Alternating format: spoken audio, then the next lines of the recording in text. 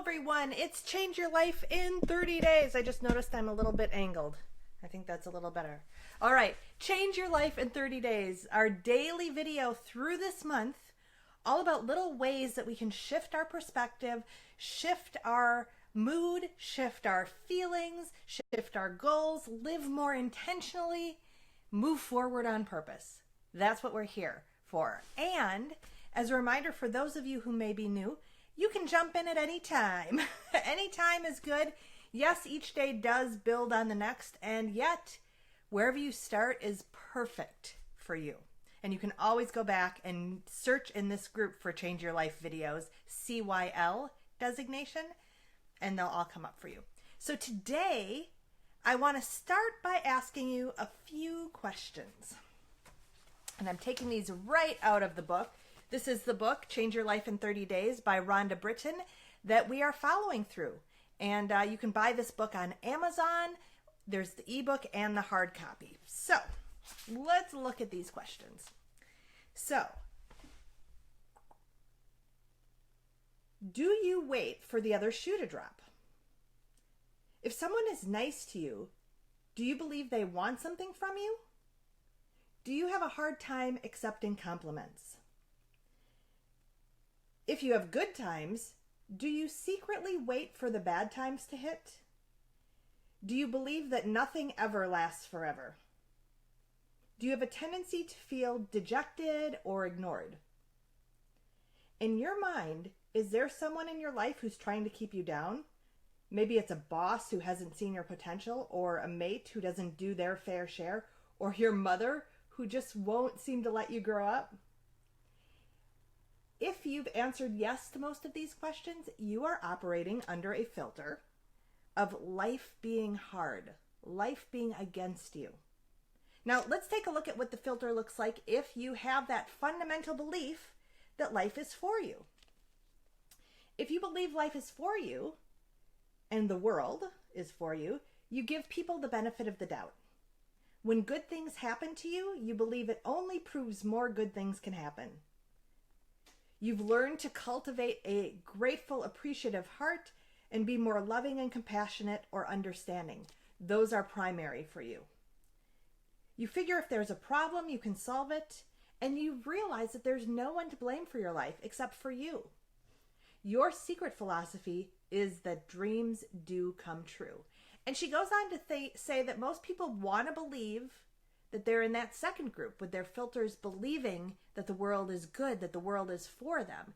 Yet in reality, when the going gets tough, most folks act like the world is against them. They'll listen to the backstabbing and complaining. So when you get in a pinch, because it's, when things are sunny and beautiful, it's really easy to think, oh yes, I'm on top of the world and the world is for me. But when the going gets tough, what comes up in your mind? What comes up in your mind? And this is really a fundamental principle of the law of attraction and of abundance principles, right? We are manifesting the feelings, the emotions that we are having right now. We are putting out into the universe, and we are receiving back at the frequency we are at right now. So let me show you a diagram that I showed earlier in this series. This is from day 6 when we talked about stretch, risk, die. Back then I was using my computer. The audio got funky on my computer. There's something wrong with it.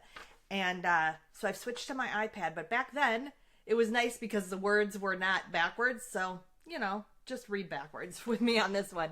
But here in this diagram, this green zone is your comfort zone. Your comfort zone. And it's also known as your status quo. It's where we are right now, wherever you're at. It's your house you live in. It's the type of clothes you wear, the friends you hang out with, the job you have, the feelings that are currently the ones that are there for you. Like if you're frustrated a lot, that would be in your comfort zone. Even though it doesn't feel good, it feels uncomfortable to be frustrated. That's your status quo right now, is you spend a lot of time in frustration or impatience or irritation or joy. Maybe joy and contentment is your comfort zone right now. Your beliefs, believing the world is for or against you, believing that you have value and your work has value or not. Whatever your beliefs are also in that comfort zone. Your present moment status quo is your comfort zone. So basically, why I wanted to pull out this drawing is where we are in our comfort zone. We feel, see how it gets white from there? You know, there are other layers, but that green zone, anything outside that green zone, if we believe that the world is against us, we want to stay in that green zone. We don't want to move out into a world that doesn't feel safe or secure. A world that feels out of control. A world that feels confusing, overwhelming, or a world that feels like, you've just got to prove yourself all the time, that you can never do enough, right? If we've got those beliefs running, then we never, ever want to leave our comfort zone. We want to stay safe in there, which makes absolute sense, Think back to primitive societies. We wanted to stay near the fire at night. We didn't want to venture out into the darkness where there were the wild animals and, an opposing tribe or whatever it might be, or just the cold away from the fire. We wanted to stay in our comfort zone around the fire. So we're programmed to be that way. And now what's amazing is the more and more we learn about conscious creation, the more we learn about the biology of our beliefs, the more we learn about law of attraction and abundance principles, the more we realize that we are in a time and a place where we get to now choose our beliefs. If you're listening to this video, if you're watching this video, you may have some things that you feel you're lacking. Maybe you wish you had more money, a better relationship, a better job, a different job. There are things that you may feel outside your comfort zone. And yet your comfort zone, if you're watching this, is pretty darn good. You probably have a nice house. You might have a car or a place to live, right? You've got a place to live. You've probably got some mode of transportation. You may have family, friends. You may have some source of income, whether you love it or not, right? Most of us have a pretty juicy comfort zone. So, even though we may want things outside our comfort zone, we may want to shift our comfort zone. Now is the time when we get to choose to be conscious creators, which means that this belief in our comfort zone of whether the world is for you or against you, you get to control. You get to decide whether you are going to reprogram your perception, your filter of the world, to show that the world is for you. So that you can have new experiences in your comfort zone, experiences of prosperity, more experiences of love, of joy, of harmony, of wisdom. We want to bring those into the comfort zone, and it all starts with you. And that's the amazing time about being alive right now. It all starts with you. So, let me see. RHONDA writes about this in the book, and I've listed this. So she says, the good news is that we are all now adults. We can choose our filtering system. We don't have to carry this filtering system that we've been handed down from our generations and generations and generations. We get to choose. So with each decision we make, we are either operating from fear or from freedom. If fear is winning, we think we must protect ourselves from the big bad world and proceed only with extreme caution. If freedom is on top, we anticipate that life works no matter what the outcome of any challenge. We fundamentally believe that life is good, and we anticipate each day with excitement, joy, and a sense of awe. We want to live our lives to the greatest of our abilities and do whatever is necessary to make that a reality. Hi, Kelly, I see you. Hello, and good morning to you. So she asks you to think about your latest decision making and whether you were deciding if the world outside your comfort zone, outside your status quo, is against you or whether it's for you. And think about what you can do, including what we've talked about in all these videos so far. What can you do to change your filtering system, to change your perception?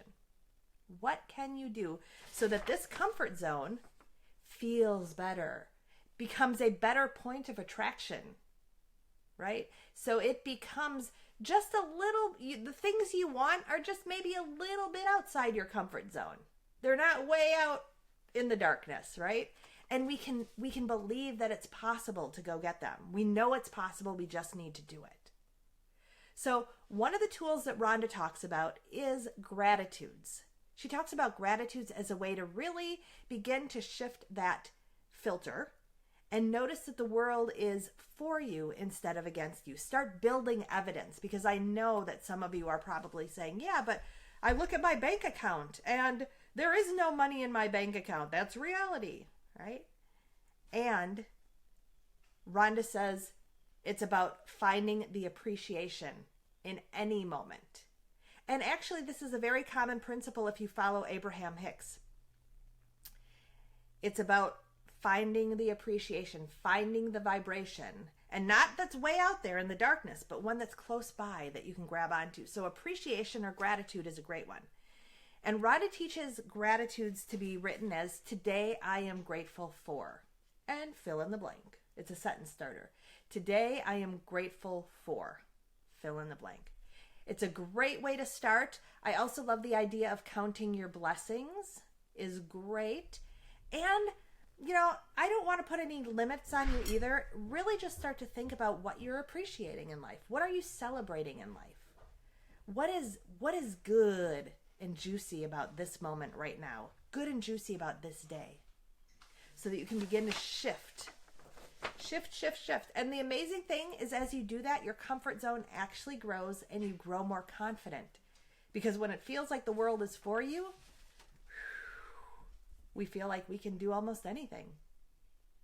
So that's today. For or against and change your life.